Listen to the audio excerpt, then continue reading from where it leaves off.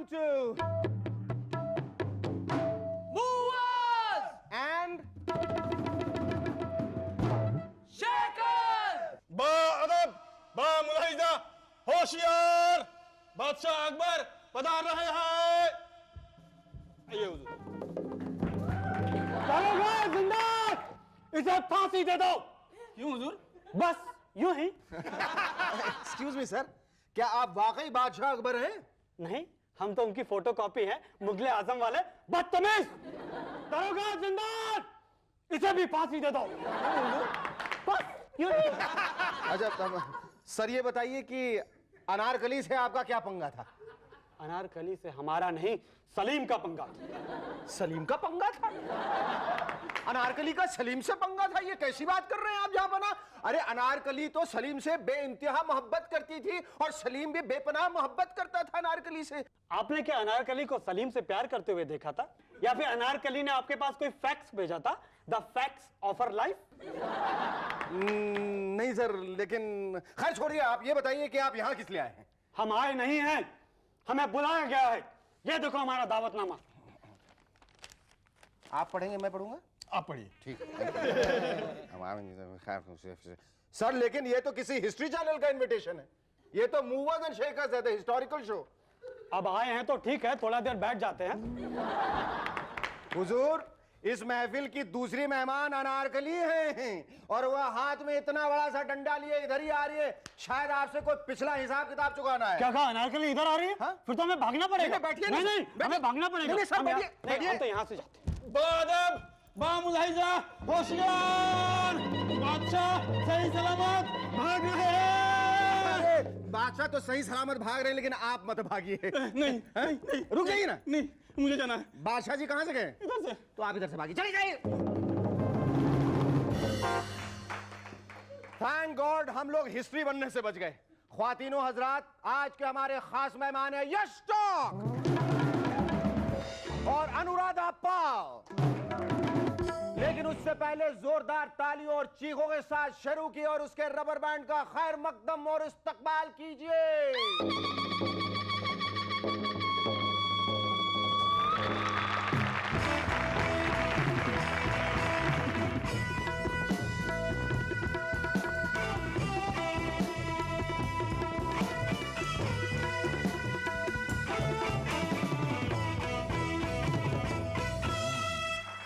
Hello, welcome back. दोस्तों, वो वक्त आ गया है जब हमें मिल बैठकर सोचना चाहिए कि हम अपने देश का क्या करें, क्योंकि इसकी हालत उस बीमार की तरह हो गई है जिससे हर कोई पूछता है ये क्या हाल बना रखा है, कुछ लेते क्यों नहीं। बीमार देश भी परेशान है कि यार अब और क्या लूं। अंग्रेजों से आजादी ली थी, कुछ नहीं हुआ। कांग्रेस ने धर धर के मुझे इंजेक्शन लगाए, कुछ नहीं हुआ।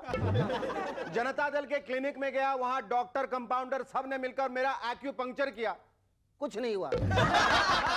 बीजेपी के पास गया, वहां वाजपेयी जी ने मेरे पोखरन में बॉम्ब फोड़ दिया।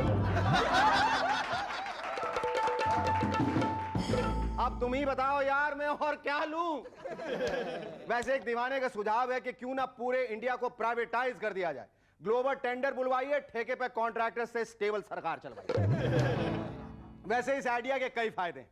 पहला फायदा यह है कि एसपीजी के कमांडोज को हर सुबह यह कंफ्यूजन नहीं होगा कि आज किस पीएम को बचाना है। पुलिस वालों को डर भी कम होगा कि यार इस नेता पे लाठी चार्ज कर तो रहे हैं, कल कहीं ये होम मिनिस्टर नहीं बन जाए। बिजनेसमैन भी लाइसेंस लेने के लिए 15% किकबैक देने से पहले श्योर हो जाएंगे कि किस ऑफिसर की बैक पर किक मारनी है। इंडिया में इंडियन एयरलाइंस बेशक वक्त पर न उड़े, लेकिन अफवाहें हमेशा टाइम पे उड़ जाती हैं। कॉलोनी में किसी लड़की के गाल पर पहला पिंपल फूटा नहीं कि अफवाहें उड़नी शुरू हो जाती हैं। वो बब्बी को लवशब हो गया यार, लवशब। बब्बी बेचारी बस पकड़ने भागी, अफवाह उड़ गई, बब्बी घर से भाग गई, बब्बी घर से भाग गई। पिछले दिनों अफवाह उड़ी कि समुद्र में तूफान आएगा, दुनिया खत्म होने वाली है। इस चक्कर में बंबई के बहुत से आदमी भागकर राजस्थान चले गए। रेगिस्तान में टेंट गाड़ लिए कि देखे पानी यहां तक। पानी तो खैर नहीं आया, अलबत्ता टेलीग्राम जरूर आ गया कि पीछे से उनके घरों में चोरी हो। दुनिया खत्म होने वाली है, ये सोचकर कईयों ने अपने दिल की सारी भड़ास निकाल ली। कई दफ्तरों में बाबुओं ने अपने अफसरों को जमकर चांटे मारे। चल, पट, पट, पट।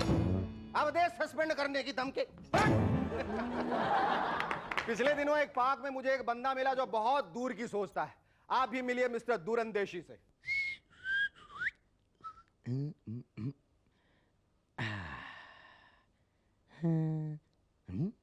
लगता है मुझ में इंटरेस्टेड है, पर बात कैसे करूं?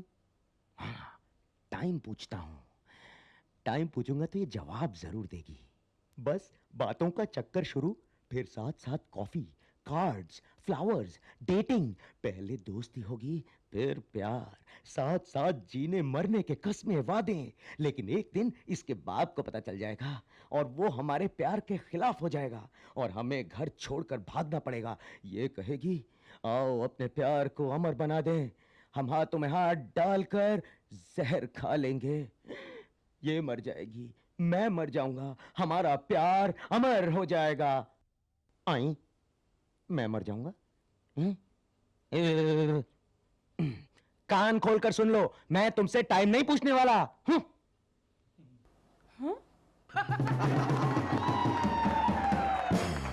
देखा आपने, कुछ लोग वाकई बहुत दूरंदेशी होते हैं।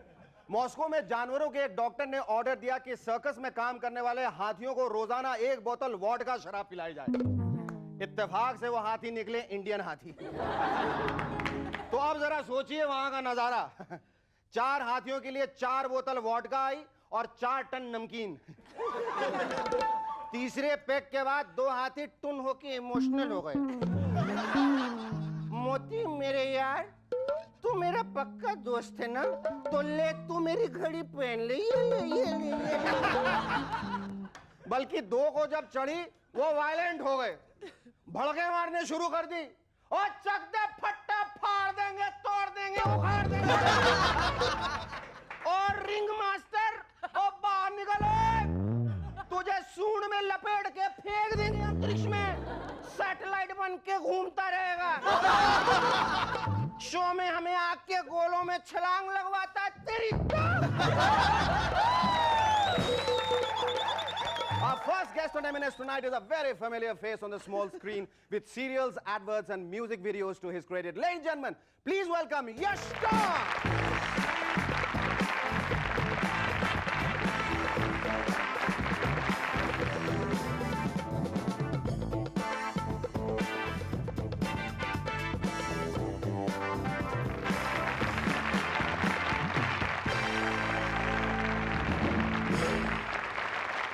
Just tell me, Hisar Haryana से लेकर बंबई की हरियाली तक का सफर कैसे शुरू हुआ? हिसार तो हरियाणा में ही है, तो I started my schooling from there. My dad is still there, my parents are there. हाँ, Then I came to Delhi for my NDA preparations. NDA. NDA. Okay, तो फिर आर्मी के बाद जो है सब छोड़ दी तुमने, पीछे छोड़ कर दी? दिए, बिल्कुल हाँ? gone. हाँ, And then I started with my like college fashion shows and all that. Then I got into professional shows. Then my parents sent my pictures for ABCL. So अच्छा. ABCL has the big hand in ruining my life. For that matter. Wow, that's news. when I came to Bombay, then I was very determined. हाँ, Then my parents thought that this guy must be कितने पैसे दिए थे आपने ABCL में? nothing else. They were good to me. I just gave $250. That's it. Just 250 yeah. rupees. Yeah. Then I came down to Bombay. I came here. और for- आपको लगा था कि वो 250 रुपए देने के बाद मैं एक बहुत बड़ा सुपरस्टार बन जाऊंगा फिल्म में? No, I Bombay never film thought. industry. I mean, I have a confidence in myself. I feel I'm very good. But they couldn't find my talent. That's it. So just, They tried to look for it, they couldn't find it. Yeah, they couldn't. ये जो तुम अंश group से जुड़े रहे वो कहाँ, दिल्ली, बम्बई? नहीं, कहाँ? Bombay. बॉम्बे में. Because after coming, second time when I came to Bombay, first thing I did joined the theatre.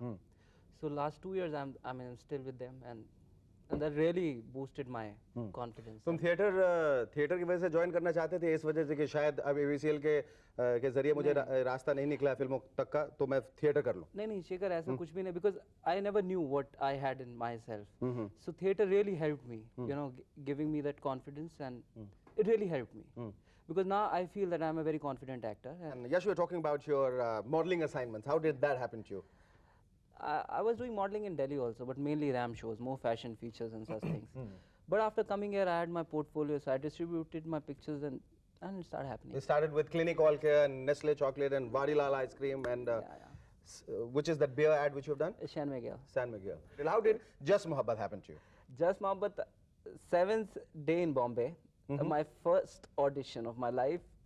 I didn't know anything about acting. I gave it and they said, okay. Next day only I got the call that you're being selected and I met the producers. I was very, very excited. But that took 1 year to start off. Just Mohabbat, is it true that you were always surrounded by reptiles? Yeah. Huh? My character was like young environmentalist, so always chameleons and mongoose and love Were, nature. were you very comfortable doing? Yeah, I was very comfortable. तुम मुझे बचा रहे थे इस चाकू से नहीं इन सांप से चाकू तो मैं तुम्हारे लिए गिफ्ट लाया था ये सांप नहीं है, ये भी चाकू नहीं है तंदूरी चिकन है ये मेरे दोस्त हैं Rahu Ketu. And what do you want to do now?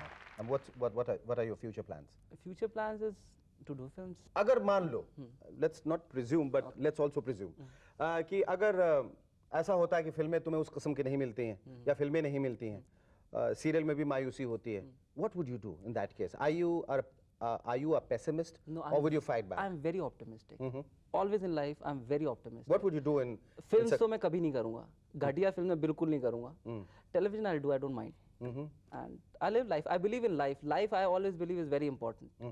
I always believe that it's important to live life here. Absolutely. So and on your own terms. Yeah. Thank you so much. It was lovely talking to you. Thanks. Our second guest on MNS tonight is an established young international musician. Ladies and gentlemen, please welcome Anuradha Pal.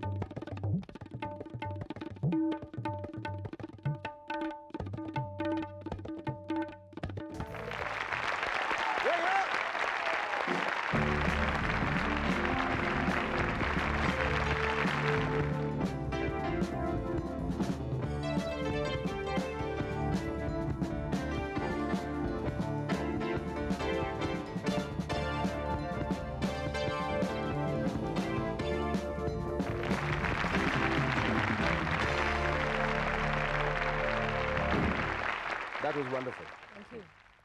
मैं आपकी उंगलियां देख सकता हूँ? आप देख सकते हैं. अनुराधा, जी. आप इतनी खूबसूरत उंगलियों को क्यों इतना तकलीफ दे रही हैं? क्या इस बात में सच्चाई है कि आप इकलौती हैं जो तबला प्लेयर हैं जो हिंदुस्तान में प्रोफेशनल तरीके से तबला बजाती हैं? प्रोफेशनली जी. हाँ? जी. क्योंकि ज़्यादातर लोग वोकल, इंस्ट्रूमेंटल या डांस के साथ में बजा नहीं पाए हैं. और मैं डांस के साथ में भी बजाती हूँ instrumental. I play with all forms of music, semi classical, thumri, गजल, everything. But how did you and why did you decide to enter into a predominantly male domain? गुस्ताखी माफ. गुस्ताखी. ये कैसे ख्याल है? और 11 वर्ष की उम्र में आपने सोचा कि मुझे तबला बजाना कैसे आया ख्याल? किसने ये ख्याल दिया? कहाँ से ये उत्पन्न हुआ? एक्चुअली हुआ ये कि मुझे वोकल म्यूजिक का बहुत शौक था, गाना गाने का बहुत शौक था. बाथरूम सिंगर तो सबको ही होता है. बिल्कुल, बिल्कुल. लेकिन कोशिश ये थी कि उसको सीखा जाए and I should learn tabla along with it is what I was advised. Because it gives a sense of rhythm and every music has rhythm and Yes. You should be able to play with in rhythm or sing in rhythm. तो उस वजह से मैंने तबला बजाना सीखना शुरू किया. Anuradha, in 1991, the BBC World Radio featured you as one of the 5 prominent women musicians of India. How did it feel? And who were the others? I don't remember who the others were, but they were most of the top musicians at that point, and they were just idols for me to look up to. That's one thing I remember, because I was just a mere teenager, and here I was with such big stalwarts. I mean, I surely felt very honored to be in this, World Service program. but it also inspired me a lot because I felt, look, this is where I got to reach with all these big people. The big names remind me that आपकी जो training हुई है जी. under world renowned tabla maestros as Ustad Allah Rakha and Zakir Hussain Sahab, and how did it happen? How did you get them to agreeing to train you? मैं उनके programmes में जाती रहती थी, तो मुझे बहुत वैसी ही रुचि हुई उनको सुन के। तो मैंने एक दिन ऐसे ही मैंने कहा कि भाई मुझे आपसे सीखना है। मैं चली गई, मैंने कहा आप you think of me as your third और fourth son and just teach me. तो बस सिखाना शुरू हो गया ऐसे इनफॉर्मली। अनुराधा, जब पहली बार आपने अपने गुरु और उस्ताद के साथ परफॉर्म किया तो उनकी प्रतिक्रिया क्या थी?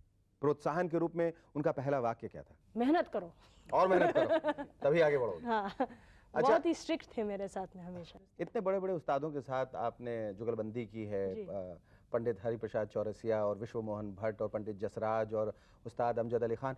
How do you feel? I mean, जब आपने शुरुआत की होगी तो जाहिर है कि बहुत संकोच रहा होगा, थोड़ा नर्वसनेस भी रहा होगा। How much did it take on their part to instill confidence in you? उनका ये बोलना कि वो चाहते कि मैं बजाऊं, ये मेरे लिए बहुत ही फख्र की बात थी, क्योंकि इतने बड़े लोग जिनको हम मतलब भगवान के तौर से देखते हैं, वो अगर मुझे बजवाए तो मेरे लिए बहुत बड़ी बात है। Do you remember any of the most any of your more memorable concerts? I remember one concert in Kota where I was playing with Ustad Sultan Khan Sahab, and Kota में जहाँ पे आप जानते हैं तो वो तो बुरखा में या मतलब उसमें रहते हैं, पर्दे में रहते हैं, सॉरी। तो वहाँ पे एक लड़की आ रही है तबला लेके, बोले कि कुछ गड़बड़ है, उसको तो तानपुरा लेके आना चाहिए। ये क्या हो रहा है? लेकिन जब बजाना शुरू किया और खान साहब ने मुझे बजाने का ऐसे एकदम बोले कि बेटा मैदान मार लो आज, क्योंकि उन्होंने बहुत देखा, ऑडियंस का रिएक्शन भी देखा, तो बोले बेटा मार लो मैदान। और जो फिर बाद में उन्होंने सोलो का चांस दिया बजाने का, और जो पूरी ऑडियंस उठ के भागी है स्टेज पे, भागी, and they mobbed me, they literally wanted to see whether I was real. Machine लगाया कि मशीन हाथ वाथ जरा दिखाइए, चेक कराइए कहीं वायर तो नहीं लगा है। कुछ तो नहीं है ना। So at the end of the day it's always the talent that counts, whether you're a male or female, a man or a woman, it really doesn't matter. Tell me, बहुत सारे लोगों का कहना है और समीक्षकों का कहना है कि आपकी जो अदाएं हैं और जो प्रतिभा में जो कुछ असर वो जाकिर साहब का दिखता है।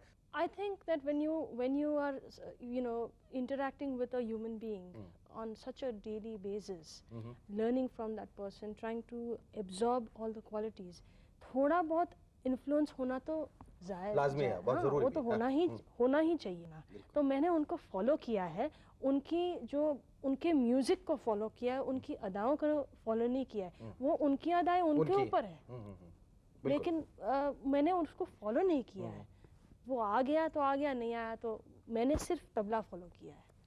At the end of the day, जब एक शो के बाद या रियाज के बाद, what is the thought that you go to bed with? That I played very badly. I got to work very much harder now.